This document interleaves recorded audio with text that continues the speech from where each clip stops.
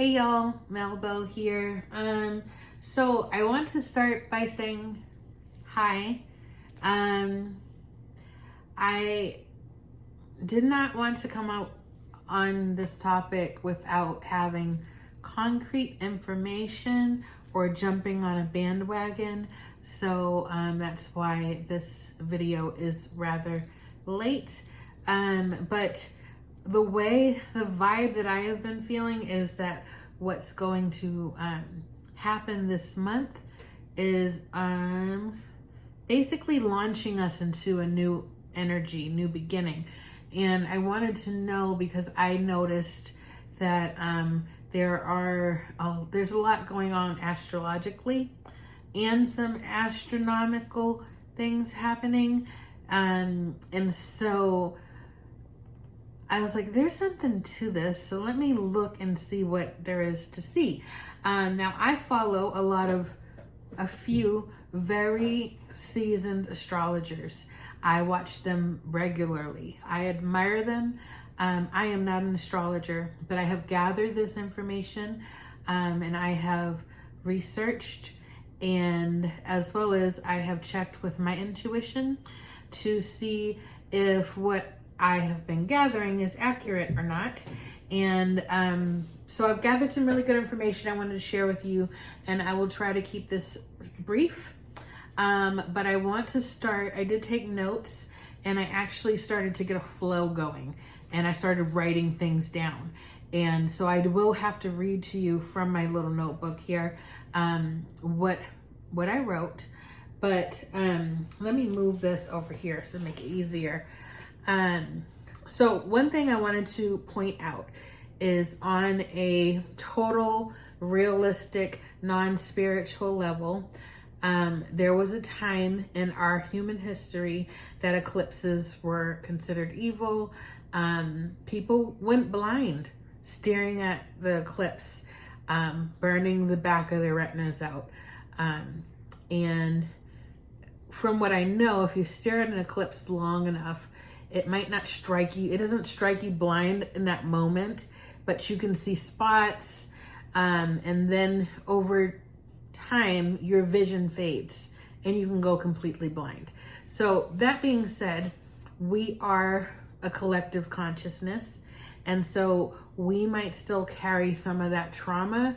So people still act like eclipses are something to be afraid of. And there's that fear energy that kicks up anytime that we have an eclipse or an eclipse season. This is a special eclipse because we're not going to see this again in our lifetimes. A total solar eclipse, I believe in the United States, we're not going to see it again. I'm not sure if it's worldwide. I should have checked, but I'm not sure. But keep that in mind.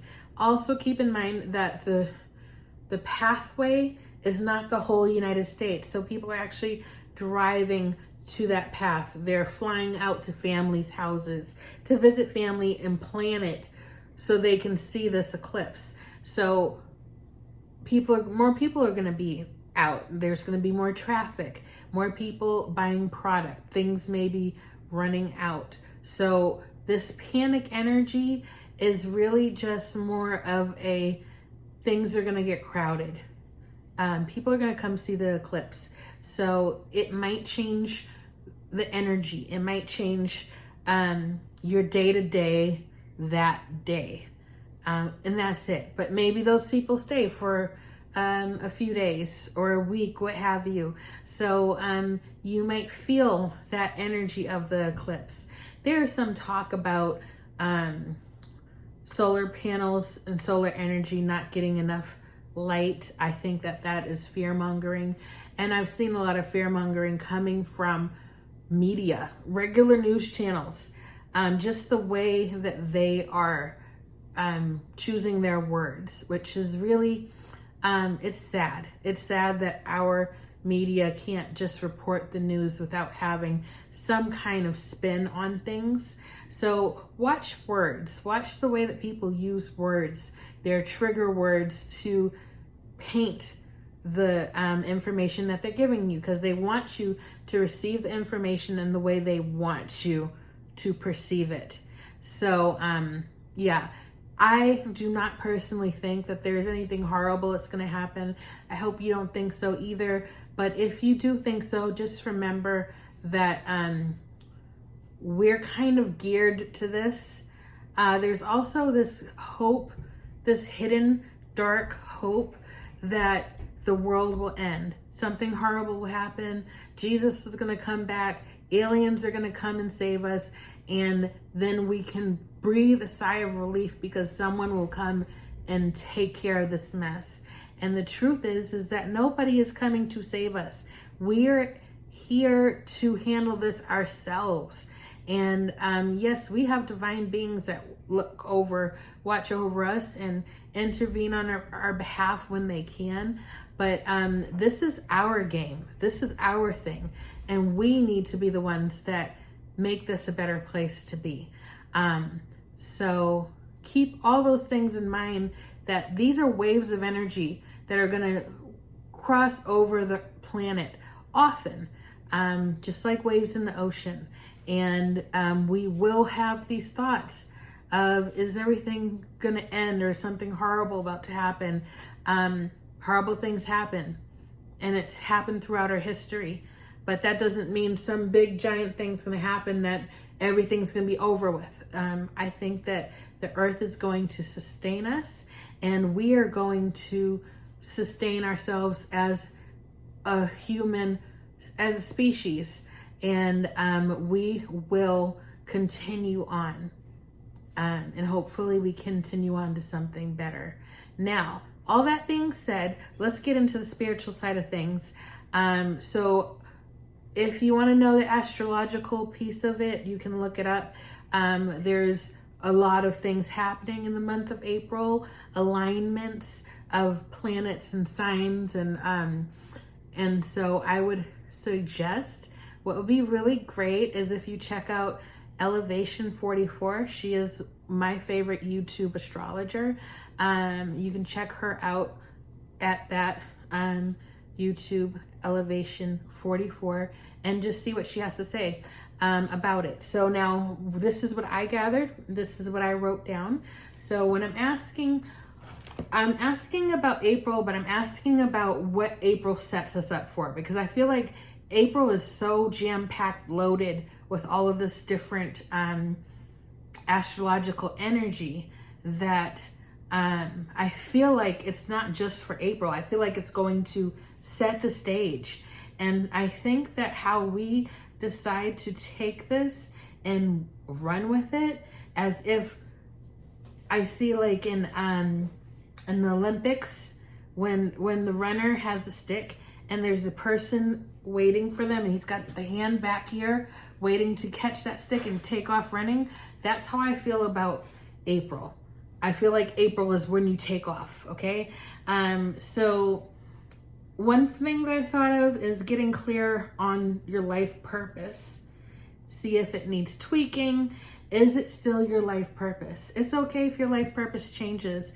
It's okay if some part of your life purpose needs to be put on hold. It's okay if you set something aside for now. It doesn't mean you have to throw it away. You can come back to it later. And you are a multifaceted individual. So there can be many things that are your life purpose. So if something's not working, or it just seems to be hibernating or something, you can put it aside and focus on something else. That way you're not just trying to revive or bring to life something that's not ready to come to life, or that is currently just hibernating for the moment. Relationships. This is a good time to commit if you're dating somebody. And it's a good time for rededication if you're in a relationship and you just like an anniversary, or you want to renew your vows or something like that. It's a good time for that. For singles, this is a time for chance encounters. So I feel like this is a chance for, you're not online dating, or you're not getting the traction that you're looking for in online dating, and you are at an event or something and you meet somebody and you weren't even trying to meet somebody and it just happens organically. So the energy is really good for that, and you don't have to do anything. You do not have to do anything for that. Now, I would say you might want to look your best when you go out, because I don't know if you've heard, I've heard a lot of stories where someone will say, oh my God, I had just did laundry, I was in my sweats, my hair was up in a messy ponytail, and when I met him, like, so yeah. But I don't think it's gonna matter. It won't matter. If it's meant to be, it's gonna be. So chance encounters, that's delightful to me. That sounds fun. That sounds like a nice lighthearted energy when it comes to dating, and dating can be very heavy. Just societally, it's not a joy. Anyway, so the eclipse itself on the 8th brings new beginnings, new ideas, jobs, change of luck, growth, abundance, transformation. So all good things, but the challenge is that this is new energy coming in. And the challenge for us is to not be resistant to change. So I'm going to have to read off of my notes now. There are opportunities to do things differently. So the question is, will you resist? So this may make things more difficult. If you're resisting change, but the energy swirling around you is change, you're going to feel uncomfortable. And fear and doubt will stifle growth. So it's important to find a middle ground between being grounded and taking risks, because you want to be realistic with what you're doing, but at the same time, you want to break free. So it is a little bit of a balancing act of these two energies.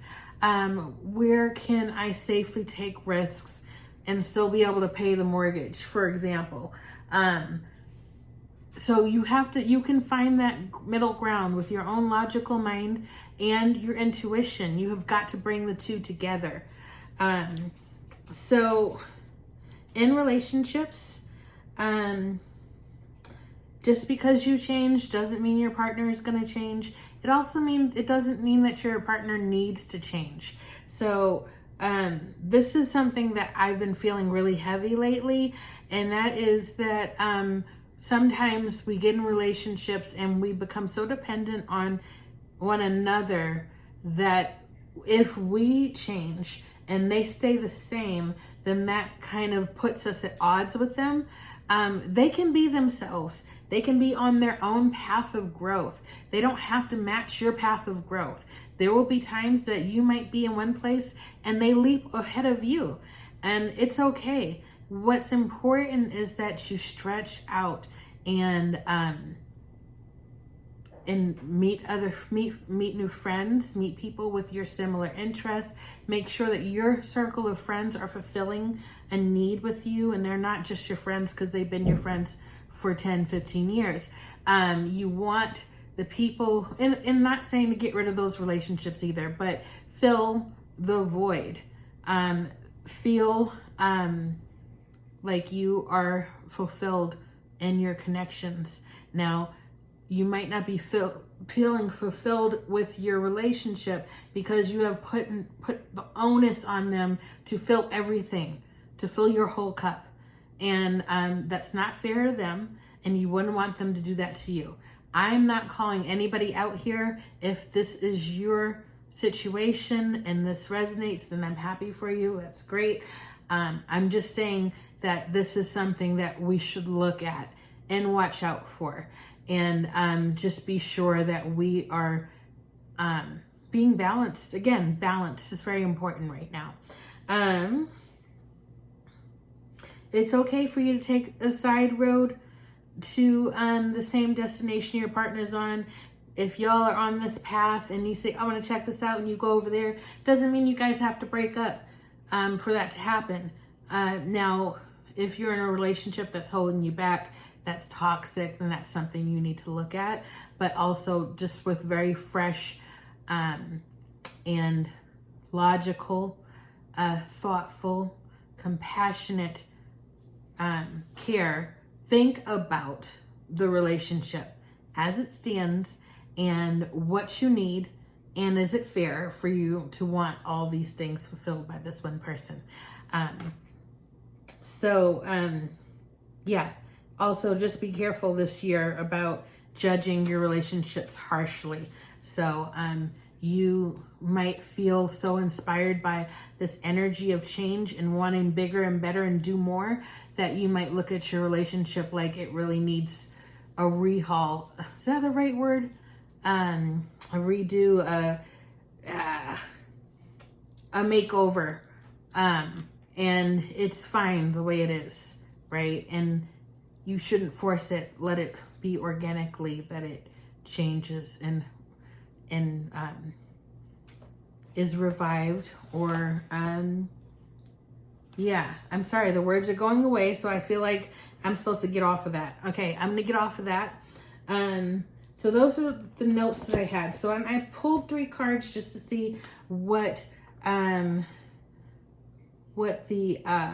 overarching themes were for April and what it was bringing in for us. And they're mainly very good cards, like the 10 of Pentacles. That is family and really good for finances and a happy home and security. Yeah, everything in its place, and there being space for joy, lots of abundance. And the wish fulfillment card came up, and so thinking about like, what do you want to manifest this year? It's almost like we have a New Year's vibe going on right now, which is so interesting because New Year's is over. New Year's is over, Chinese New Year's over, but there's a feeling here. And is Aries the first? I think Aries is the first sign in the astrological. Is that right? I don't know if that's right. Sorry, like I said, I'm not an astrologer, but if that's something, that might be why I'm getting that vibe. But also I got the 7 of Wands, and this was interesting message, came along with this guy here. So if you've been fighting for a long time, it is possible to get stuck in that mode, to keep fighting, to keep thinking that somebody is sending negative energy to you, or that everybody's out to get you, or that there is some unseen force that is trying to sabotage you. And yeah, that may have been true at some point, doesn't mean that it's still going on, especially if you've done a lot of work to cleanse yourself of these things. But it's easy to get stuck in that mode. And so the message coming through is to be careful of that, and practice proper shielding and cleansing of yourself and your home. Have it be a routine, but not have it be something where you're like, oh, I got to do this because they're about to, not like that. Do it like you take a shower. I take a shower to keep my body clean because it's a good thing to do. Same thing with spiritual hygiene. You don't have to have it connected to some entity or a person or people for it to be a proper practice. And you don't need to bring anxiety and stress into that practice. That should be a joyful practice. And we only get tense and serious when we're under attack. And that's okay. But don't carry that into your actual routine. You don't want that energy to be in that routine. Also, then a wild card. I always like to pull a wild card. So that was the Wheel of Fortune, which means it's up for grabs, y'all. There's the price is right. When you're rolling the wheel, what is it going to land on? And you don't have to really worry too hard about what it's going to land on. It's going to be good if your intention is for it to be good. If your intention is, these are the things that I want to bring in. If your intention is, I'm not exactly sure what I want to bring in, but I know that I want something different, then maybe your manifestation is courage and feeling empowered and like ready and feeling like you have all you need to take on new things, surprises. Jasper, no, not now. I will be right with you, sir. Sorry. What was I saying? So yeah, your self-confidence. I was going to pull some cards from, just a couple cards real quick from the Moonology manifestation. Maybe he's telling me my time is up because we're 20 minutes in. I was talking a lot. So real quick, I'm just going to pull one card from the Moonology manifestation oracle cards. Be careful the information that you are absorbing from social media. Yeah, because it's just, there's a lot swirling around, y'all. And with the Wheel of Fortune, one thing that I learned 10, 15 years ago that really always stuck with me is when the wheel is spinning, you want to be in the center of it. You don't want to be tumbling around. The center will be still, and you need to find a place of stillness. And everything around us right now wants us to be chaotic, doesn't want us to be still, doesn't want us to be balanced or be at peace. And the best thing that you can do for yourself right now is find that balance, find that stillness, find that good in everything right now. So this is the card that I pulled. There you go. Okay. So last quarter moon in Pisces, talk less, feel more. Stillness, stillness. Okay, meditate more, get plugged in, get plugged in. The answers are not out there. The answers are in you. The answers are coming down into your crown chakra. That's where your focus needs to be right now, to keep you grounded and centered in the truth, in the divine truth, the divine light of truth shining down on us. Everything else is false. It's fear. False evidence appearing real. Fear. So, y'all, we're not gonna shake this. We're not gonna shake the energy of fear. That is gonna be swirling about for quite some time, and we just have to get used to not buying into it and not biting. We don't have to be afraid of the fact that it's gonna be around for a while. Like, that doesn't have to be a, oh my God, I can't believe we have to do this. Like, it is what it is. It is what it is. Doesn't mean you can't live your life. Doesn't mean you can't enjoy your life. Doesn't mean that great things can't happen for you. Just because that is what's swirling about. Love is also swirling about. Okay? Focus on the love. Anchor yourself to the light. And hold that sacred. Do not feed the fear. So that is the message for April. Going into the rest of this year. But April's special. April is a planning month. So get yourself together. Think about the things that you want to manifest. Think about your relationship.